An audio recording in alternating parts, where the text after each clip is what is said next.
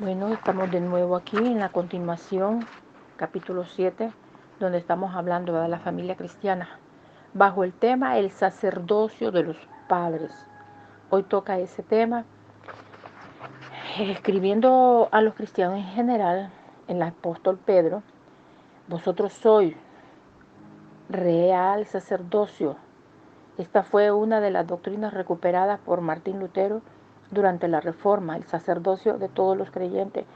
Los protestantes han recalcado por lo general que esto da al creyente acceso personal a Dios, sin intermediarios. Una persona puede actuar como su propio sacerdote. Esto está bien, pero hasta cierto punto. La tradición del sacerdocio provee un ministerio del sacerdote para sí mismo. Si nos vamos a Primera de Pedro, ahí sabemos que es lo que hablaba, dice que el pueblo de Dios, ¿quiénes son?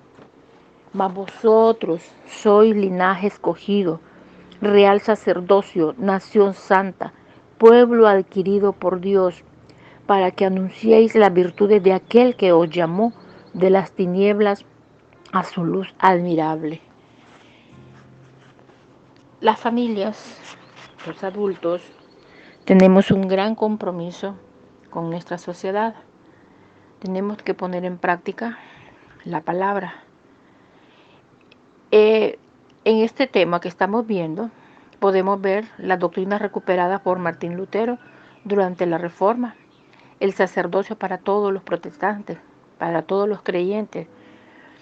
Y si nos vamos a Levíticos 9:7, podemos profundizar bajo la palabra,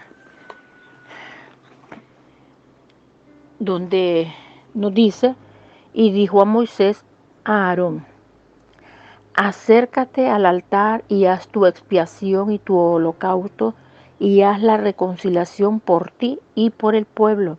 Haz también la ofrenda del pueblo y haz la reconciliación por ellos, como ha mandado Jehová.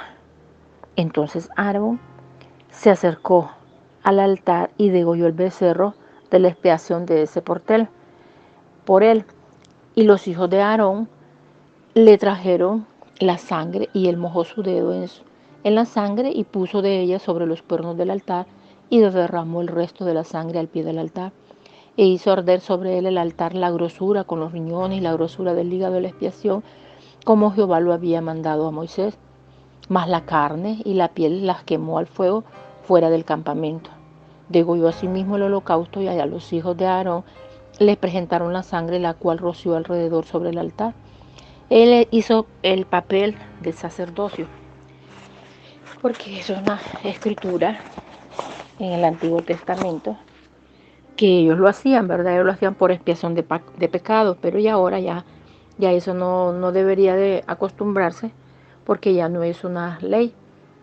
El Señor vino a hacer cumplir la ley, y Él derramó la sangre en la cruz del Calvario para darle salvación a la humanidad perdida, por cuanto todos estábamos perdidos en delitos y en pecado. Hemos encontrado la salvación en Él, en su sangre preciosa. Él pagó la deuda del pecador. Pero en el libro de Levítico hace entre tanto, en el tipo del Antiguo Testamento como en la aplicación del Nuevo, el énfasis principal está puesto sobre el ministerio del sacerdote a otro. Todo ministerio que un sacerdote realiza en beneficio propio es una preparación para ministrar a otro. Somos llamados al sacerdocio de todos los creyentes, no simplemente para que tengamos nuestra línea privada con Dios, sino con el fin de anunciar las virtudes de aquel que nos amó a las tinieblas, de las tinieblas a su luz admirable, como dice en Primera de Pedro 2:9. En otras palabras, ministrar la gracia de Dios a otro. El sacerdocio de todos los creyentes significa que un creyente tiene acceso personal a Dios, pero aún más importante significa que un creyente puede actuar como sacerdote para otro creyente. ¿Qué campo de servicio ofrece el hogar cristiano para este ministerio privilegiado? Los padres, sacerdotes del Señor, llamados y ordenados por Dios como sacerdotes para sus hijos. Qué bonito cuando estudiamos a la luz de la palabra y nos damos cuenta de muchas cosas que son muy importantes En la adoración litúrgica, el ministro o sacerdote a veces se enfrenta al pueblo y otras veces se enfrenta al altar. El significado de ambas posiciones es este: enfrenta al pueblo cuando le habla a la gente en representación de Dios, enfrenta al altar cuando le habla a Dios en representación del pueblo. Estas dos posiciones simbolizan las dos funciones básicas de un sacerdote: representar a Dios ante el pueblo y representar al pueblo ante Dios. Qué bonito saber que alguien intercede por nosotros. Sabemos que ante Dios intercede Jesucristo, ¿verdad?, el mediador nuestro. Pero sabemos que el sacerdote, nos referimos a los pastores, que es el sacerdote, él involucra en sus oraciones nuestras vidas. Él se presenta al altar orándole a Dios por cada uno de nosotros. Y cuando habla a la congregación, nos habla a nosotros de parte de Dios. El sacerdote de los padres involucra estas dos situaciones básicas. Primero, los padres son llamados a presentar a Dios ante los hijos. Y esto lo hacen por medio del ejemplo, de la enseñanza y de dirigirles en las varias formas de adoración familiar. Luego, en segundo lugar, los padres son llamados a presentar a sus hijos ante Dios. Esto lo cumplen principalmente por medio de la oración. En Deuteronomio 6:4-9 ofrece una útil guía al padre sacerdote para la posición en la que enfrenta al hijo, y ahí bosqueja 3 pasos básicos para presentar a Dios ante los hijos. Cuando les dice, ¿verdad?, cuando ellos están presentando ante Dios, ante sus hijos, por medio del ejemplo: oye Israel, Jehová nuestro Dios, Jehová uno es, y amarás a Jehová tu Dios de todo tu corazón y de toda tu alma y con toda tu fuerza. Este pasaje familiar de las Escrituras es en verdad el comienzo de una instrucción de los padres. Observemos que comienza describiendo la actitud que los mismos padres deben tener hacia Dios. El Señor sabía que sin un amor fundamental hacia Dios por parte de los padres, su enseñanza a sus hijos sería vacía y sería también despreciable. El punto de partida y fundamento del sacerdote de los padres es el amor y devoción de los mismos padres que tienen para con Dios. El sacerdocio de un padre es muy importante. Si los padres no tienen una relación viva con Jesús, pueden esperar transmitir una relación tal a sus hijos. Esta es una relación de los padres al Señor, y una de esas reglas y reglamentos es estéril. Un severo moralismo y nada más. No puede un padre esperar transmitir una relación tal a sus hijos cuando no tienen una relación con Dios. Es imposible. ¿Qué va a enseñar un padre sin relación con Dios? ¿Es esta relación de los padres y el de una de sus reglas y reglamentos estériles? Un severo moralismo y nada más. Una monótona rutina de deberes y ejercicios religiosos evocados en una pizca de excitación y nada de gozo verdadero. Una delgada apariencia que se presenta unida exteriormente con fines de ostensión.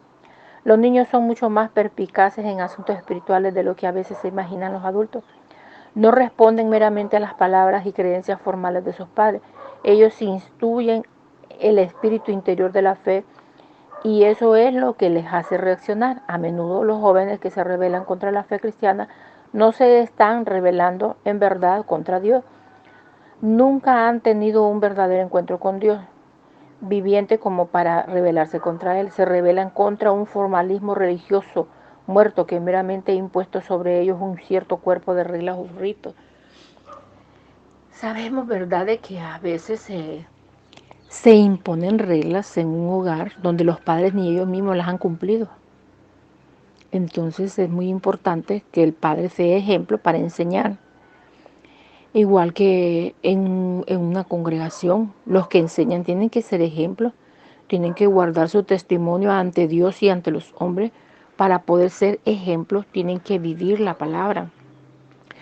Los padres que desean que sus hijos conozcan a Dios deben cultivar ellos mismos su relación con Dios primero y por sobre todas las cosas. Esto significa una vida de oración, pero no una vida de oración religiosa, sino una oración sincera. Asistir a la iglesia, que haya nada podrá tomar el lugar de la falta de oración en sus padres. De ella que pasamos del reino de la teoría al reino de la realidad y de la experiencia personal.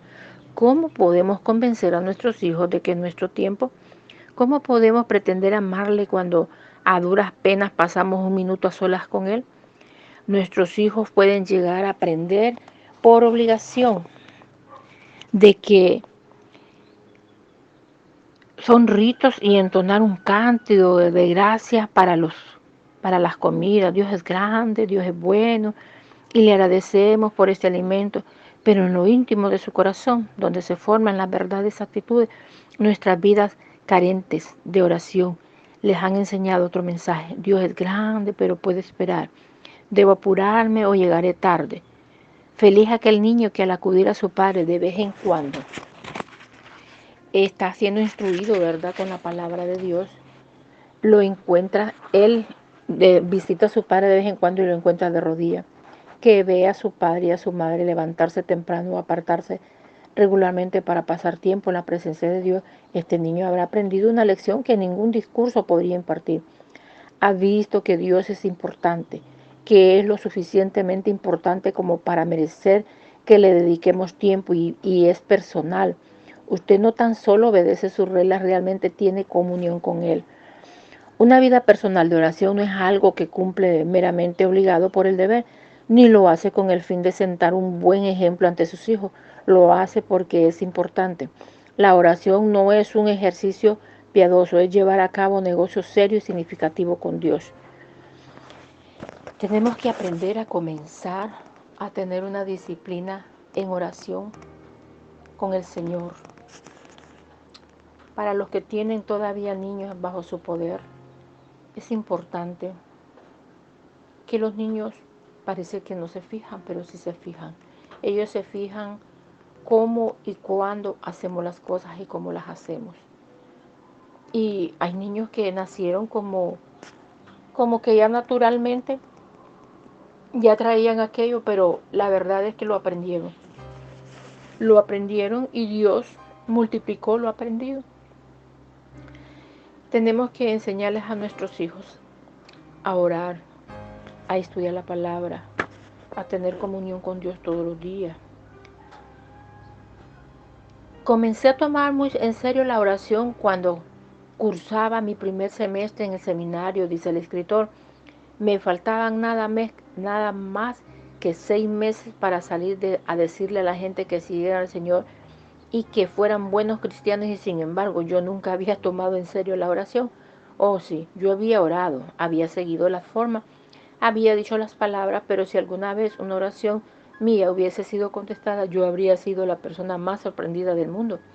Una tarde durante el primer año del seminario, yo estaba bebiendo una taza de café con con discípulos del colegio. No sé cuánto tiempo más podré soportar el seminario, dije yo malhumorado. Orar antes de cada clase me está volviendo loco. Una vez al día, una vez a la semana sería suficiente. Para mí era nada más que una rutina con la que debía terminarse para proseguir con la importante tarea de educar nuestras mentes. Eso es lo que sucede cuando nosotros no tenemos la disciplina de la oración. Cuando en las reuniones de la iglesia hay mucho canto, la gente se aburre. ¿Por qué? Porque ellos no acostumbran cantarle al Señor, no acostumbran la adoración. Cuando hay mucha oración, se aburren. ¿Por qué? Porque ellos no son de oración. No se han disciplinado con la oración. Y eso pasó con este joven. Yo no tomaba la oración en serio. Si yo hubiera sido analizado, mi pensamiento habría hecho otro descubrimiento. Yo tampoco tomaba en serio la Biblia, en verdad no tomaba en serio el reino de lo sobrenatural. La oración, por consiguiente, no era más que una especie de letanía psicológica o una rutina respetable a la que se sometía a la gente como una especie de deber o ejercicio religioso, pero el Dios que abre los ojos de los ciegos tenía un plan para abrir los míos. Durante los años que pasé en el seminario, yo trabajaba en la casa de publicaciones de nuestra iglesia. Una parte del trabajo consistía en anunciar literatura cristiana en un programa de radio. Un día llegó hasta mi escritorio un libro titulado La luz sanadora y comencé a leerlo. Descubrí que ahí había una persona absolutamente moderna que vivía en nuestro tiempo y que consideraba con mucha seriedad la oración. Ella oraba y veía cómo las cosas sucedían. Era tan objetiva acerca de la oración que casi hacía que se me erizara la piel. Escribía acerca de la oración del modo en que se escribiría un científico acerca de las leyes y fuerzas naturales. Parecía como un investigador químico que dijera, vuestro experimento no ha resultado, probemos una mezcla diferente. Esa era la clase de enfoque que ella le daba a la oración. Ella decía, si uno enchufla una plancha eléctrica y no calienta, no se sienta y dice, oh plancha querida, bien creo que no es la voluntad de Dios que esta plancha se caliente. Eso es ridículo. Podíamos pensarlo nosotros, ¿verdad? Eso es ridículo. Entonces, si no se calienta, bien creo que no es la voluntad de Dios que esa plancha caliente. No. Uno va y examina la conexión, busca dónde está la falla y es qué es lo que pasa en el asunto. Se supone que debería de calentarse y por eso, y se supone que va a las horas, debería de calentar la plancha si está bien enchuflada. Para eso son las planchas. Y se supone que las oraciones deben de ser contestadas porque para eso se ora, con el fin de obtener respuesta. La oración que solamente va y nunca vuelve, con una respuesta no es una oración, es solamente media oración. La oración nunca está completa hasta que haya venido la respuesta. La respuesta depende, por supuesto, de la naturaleza de la oración, pero debiera haber una respuesta porque la oración involucra el que ora y a aquel a quien oramos. Este era un mundo nuevo para mí. Las cosas que no se me aceptaba era que esta mujer no estaba hablando teoría, ella estaba informando de lo que había experimentado en la realidad. Eso es bonito, hablar con experiencias, hablar con ejemplos, ejemplos vividos. Tremendamente comencé a regresar a la Biblia, a todas las cosas que había desechado mentalmente. Lentamente comencé a involucrarme y comenzó a insinuarse el pensamiento, tal vez estas cosas podrían suceder, tal vez podrían suceder hoy. Orar por los enfermos y esperar que se recuperen, orar por milagros verdaderos y ver cómo efectivamente sucede. Comencé a escudriñar las escrituras, luego pasé a la historia de la iglesia. Una cosa resalta claramente cuando comienza a estudiar estas cosas. Todo gran hombre de Dios siempre ha sido un gran hombre de oración. Parece no haber excepciones a esta regla. Piensa en Moisés, piensa en Elías, Nehemías, Daniel, los apóstoles. Un gran hombre de Dios es evidentemente un gran hombre de oración. Las dos cosas siempre están relacionadas una con la otra. Por eso hablábamos la vez pasada, ¿verdad? Que a veces hay oraciones que no tienen respuesta. Una, porque Dios contesta según su voluntad, Él hace su voluntad. Otra, porque quizás no sabemos pedir o nuestras oraciones tienen estorbo. Considere a nuestro Señor Jesús mismo. ¿Qué fue lo que sus discípulos le pidieron que les enseñara? Le pidieron que les enseñara a echar fuera demonios, a levantar de sus camas a los enfermos, cómo aquietar la tormenta, cómo cambiar el agua en vino, cómo realizar milagros.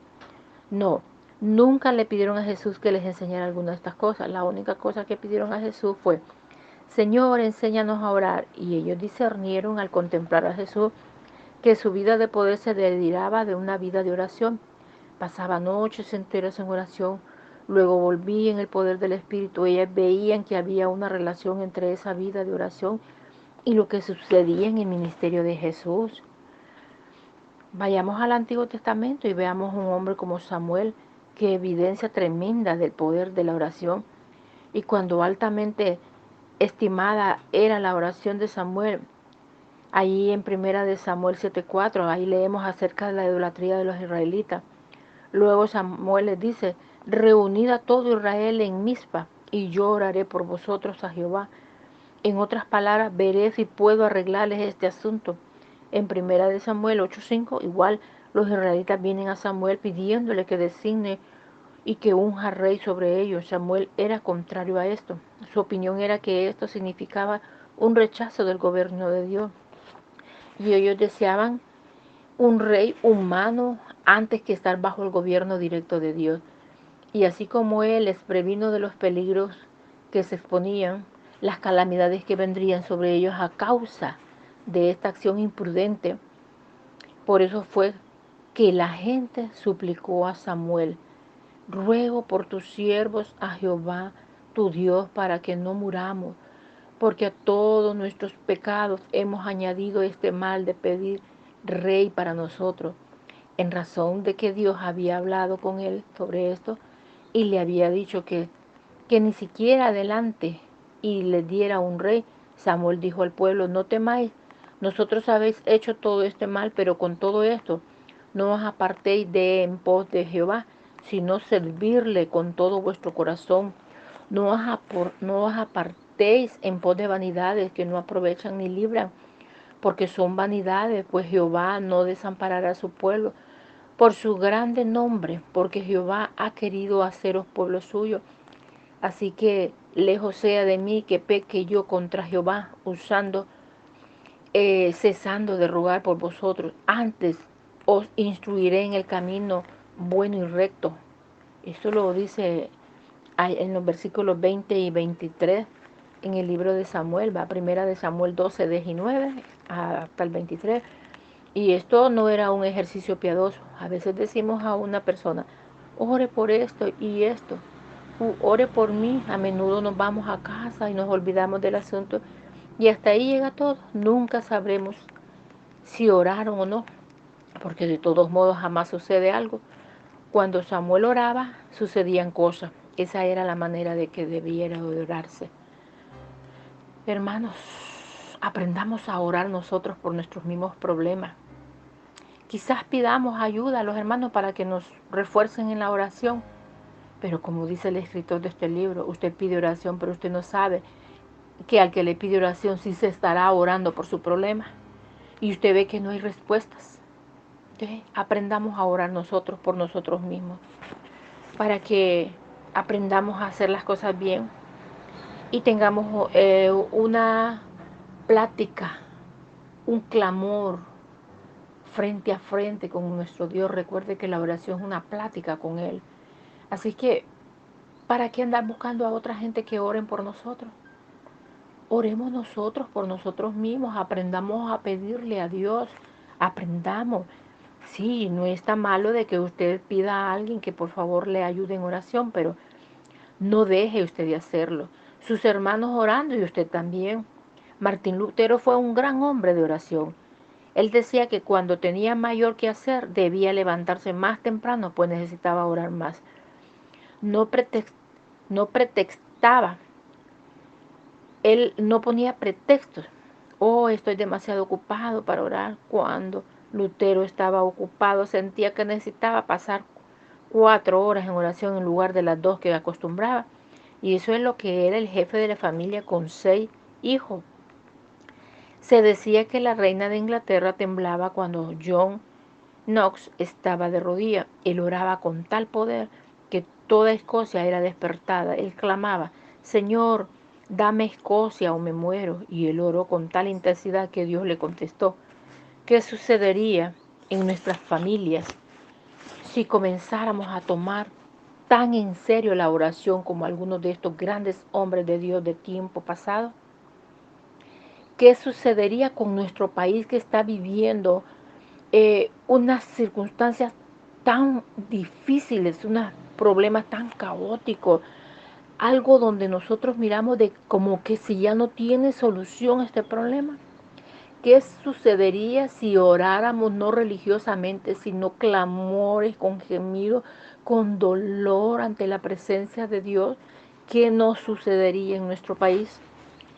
Se necesitan hombres de oración, pero no los que hoy hay, sino los del Antiguo Testamento, que derramaban su alma ante la presencia de Dios y no importaba el cansancio del sueño, pero ellos oraban y quizás se quedaban dormidos, pero ellos ya habían hecho sus oraciones de clamor.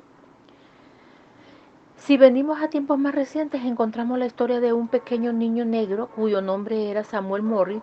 Se convirtió al cristianismo del más profundo paganismo en el año 1888 y vino desde el interior de la selva africana hasta una estación misionera y se convirtió a la edad de 16 años. Un año más tarde Fue a Estados Unidos y murió a la edad de 21 años. Sin embargo, durante ese tiempo llegó a ser el manantial de un completo movimiento misionero de una rama particular de la Iglesia Protestante de los Estados Unidos. Él conoció a Cristo a temprana edad y murió a temprana edad, pero él se fue con Cristo. Durante su permanencia en la escuela en Indiana, Samuel Morris visitó una congregación del lugar y pidió permiso para hablar. Escasamente había alcanzado a sentarse. El pastor, después de entregar el púlpito al joven Sammy, cuando escuchó una conmoción, miró asombrado y vio a toda la congregación de rodillas llorando, orando y gritando de gozo. Y Sammy estaba en el púlpito, no predicando, sino orando. Tal como él dijo, estaba hablando con mi padre. Después de eso, el ministro dijo de esta ocasión, no puse oído a lo que él decía. Se apoderó de mí un deseo dominante de orar. Lo que yo dije y lo que dije, dijo Sammy, no lo recuerdo, pero sé que mi alma ardía como nunca antes. Esta congregación no había presenciado una visitación de tal Espíritu Santo antes como el de ahora. Surge naturalmente la pregunta, ¿cuánto tiempo debo de pasar en oración? Déjeme sugerirle que coloque una media hora diaria como una meta, más tarde una hora, pero comience de donde está. Si no ha estado orando en absoluto, comience con 5 minutos al día. Más tarde prolónguelo a 10 minutos, luego a 15 minutos. No puede iniciar de repente un fatigoso ejercicio espiritual de la misma manera como uno puede hacerlo con un ejercicio físico, pero al entrar por etapas podrá aumentarlo hasta 1 hora al día. Como dice, Daniel oraba 3 veces al día y sus oraciones no eran letanías, eran oraciones intercesoras de verdad. Hermano, hoy todo el mundo dice yo oro, pero ¿cuánto oramos? Oramos escasamente. La idea de gastar 1 hora en oración puede que les sea chocante en el principio y esto es mucho tiempo. Tengo que ir a trabajar, tengo tantas cosas que hacer. Sin embargo, si fuera atacado repentinamente por una seria enfermedad y su médico le dijera, usted debe dedicar 1 hora diaria a su tratamiento, ¿usted lo haría sin argumentar? ¿Es que acaso el bienestar de su familia no vale tanto? Aún más si usted, el miembro del cuerpo de Cristo, necesita de ese tiempo suyo de oración, porque la salud del cuerpo de Cristo, la iglesia, depende de la salud y el vigor de sus partes componentes, los individuos y familias que la forman. Hermano, que esta enseñanza nos ayude a pensar de que tenemos que hacer lo que nunca hemos hecho.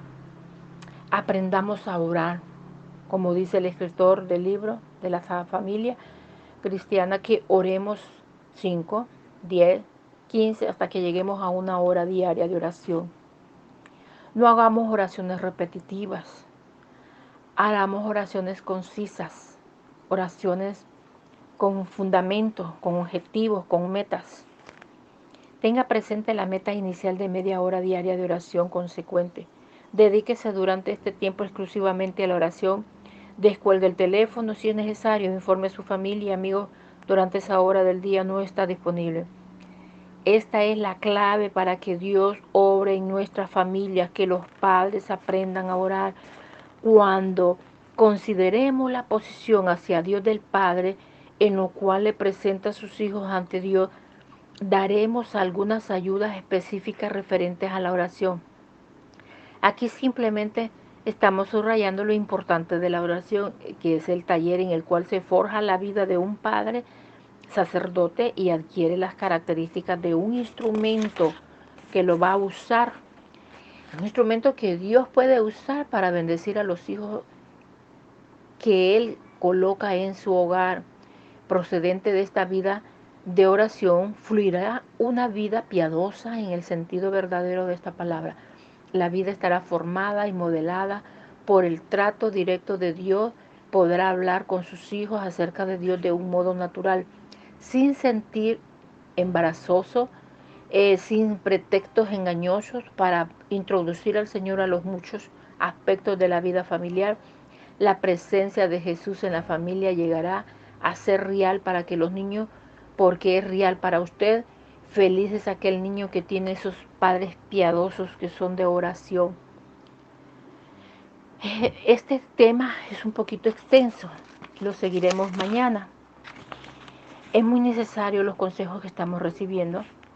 Estamos hablando, ¿verdad?, de este tema, que hoy es el tema exclusivo para que nosotros aprendamos a ser sacerdotes de los padres, a ser sacerdotes como padres, hacer bien la labor de Dios, enseñarle a nuestros hijos a orar, pero ellos mirarán, cuando ellos empiecen a ver las respuestas de nuestras oraciones, ellos se emocionarán porque los niños son así. Y no es que los vamos a hacer como los brujos que hacen magia, no. Todo será paulatinamente en el tiempo de Dios, como Él quiera, donde quiera y con quien quiera.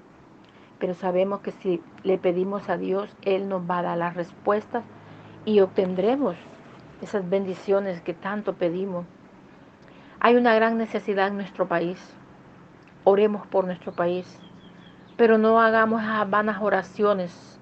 Si usted nadie lo escucha ahora, mucho mejor, porque usted en público va a ver las respuestas de sus oraciones. No hay necesidad de oír ese relajo de palabras en una congregación donde hay un desorden tremendo. Unos oran por una cosa, otros oran por otra y las oraciones no son específicas. Para eso está el que dirige la oración y nosotros solo tenemos que apoyar con un amén. Pero no tenemos que estar haciendo esos relajos de oraciones que no se sabe ni por qué se está orando. Por eso hay oraciones que no tienen respuesta. El Señor puede estar diciendo qué ruido hacen estos hijos míos y no me dejan hablar. Yo quiero hablar con ellos y no puedo hablarles porque no me dejan hablar. Mucho ruido están haciendo. Mire, aprendamos a ser ordenados en la obra del Señor. Eso no es fuego de Dios. Eso no es el orden divino de Dios, lo que Él constituyó. Eso de hacer esos desórdenes en la iglesia está fuera de orden.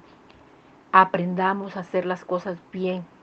Y cuando las aprendamos a hacer bien, miraremos la gloria de Dios derramada en nuestra casa, primeramente, en nuestra vida, en nuestra familia. Y llevaremos la presencia de Dios a donde quiera que vayamos. Pero eso empieza desde su casa, desde mi casa. Aprendamos a ser sacerdotes en nuestra casa y luego iremos más allá avanzando. Pero aprendamos a tener tiempo de oración en nuestro hogar y que nadie venga a interrumpir el momento sublime de la oración, porque usted tiene una plática con Cristo y esa plática con Cristo nadie tiene que venir a interrumpir. Así que seguiremos mañana, si Dios lo permite, con la continuidad de esto y aprendamos, ¿verdad?, a hacer las cosas bien para el Señor. Y no nos quejemos, no pongamos pretextos y que no nos sintamos aburridos, porque si nosotros todavía sentimos esas cosas de aburrimiento, de pereza y poner pretextos para no estar en la presencia de Dios, estamos lejos de ser unos verdaderos cristianos. No podemos hacer oraciones monótonas, pero tampoco podemos hacer oraciones escasas. Aprendamos a dedicar tiempo en la oración, en la presencia de Dios, a la hora que Dios nos ponga en nuestro corazón hacerlo. Oremos por nuestra familia, oremos por nuestros esposos, esposas, y oremos por nuestras congregaciones, por la sociedad misma, por los gobiernos, por los desempleados, por los enfermos, por los que trabajan con los enfermos, los médicos, las enfermeras. Oremos por todos aquellos, aún por los barrenderos. Ay, oremos por los conserjes, oremos por los gerentes, por los mandos medios, por los líderes de cada institución. Oremos, hay mucho por qué orar. El Señor quiere darnos una lección a todos, pero quiere enseñarnos a que aprendamos a buscar de Él, porque sin Él nada podemos hacer. Dice que cuando los justos gobiernan, el pueblo se llena de alegría, pero cuando los injustos gobiernan, hay hasta luto. En los pueblos hay tristeza. Que el Señor nos ayude, hermanos, a poder interpretar bien los consejos que nos dan los conocedores de la palabra y a través de su Espíritu Santo recibimos consejería. Que Dios nos ayude a poder ser buenos oradores, no oradores que se exaltan, sino oradores que se humillan. Que el Señor nos bendiga y nos guarde y nos ayude a ser unos verdaderos intercesores de Dios. Y miraremos la gloria de Dios reflejada en el medio que nos movemos. Gracias te damos, Señor Jesús, por esta palabra, por estos consejos. Enséñanos a ser buenos oradores. Enséñanos a ser oradores ejemplares, oradores con tiempo para ti, y que no nos aburrimos de hacer las cosas para ti, para bien de todos. En el nombre de Jesús yo te presento un pueblo necesitado, que nos ayudes a todos a esforzarnos a hacer las cosas mejor cada día. Ayúdanos, Señor, en nuestro gobierno, que pueda venir la sabiduría de lo alto, que levantes un hombre hablando de parte tuya sin temor a que lo agarren a pedradas, sino que sea un hombre que tiene la autoridad tuya en su corazón y que confronta, Señor, lo que está malo en estos lugares. Necesitamos la presencia tuya en cada lugar, mi Dios, para que fluya tu presencia en nuestro país. Nuestro país está en un caos, está en ruina. Ya no se haya qué hacer. Mira cuánta gente sale de nuestro país y se va para fuera de él porque ya no soporta la injusticia. A justicia con nuestro país, mi Dios amado. A justicia. Y abre las ventanas de los cielos sobre los justos y trae bendición sobre todos los que necesitamos de ti. Y ayuda a aquellos, Señor, que puedan ser agregados al reino de los cielos, aquellos que aún no te han conocido, que seas tú teniendo misericordia de ellos, mi Dios. Tú por ellos también moriste, que seas tú tocando sus corazones para que ellos se conviertan a ti, mi Dios. Ayuda a las congregaciones, los pastores, que ya no haya rebeldía y arrogancia en ellos, sino que ellos hagan el trabajo como conviene. Un trabajo glorioso para ti, de honra y gloria para ti, Señor. Ellos no hacen nada, eres tú el que haces todo, Señor. Y tráelos a humillación y a obediencia, a temor y obediencia hacia tu persona, Señor. Que ya no trabajen dándote la espalda a ti. Que no sean indiferentes a las necesidades de las ovejitas que tú les has confiado, porque hay de aquel que sirve de tropiezo a uno de mis pequeñitos, dice tu palabra.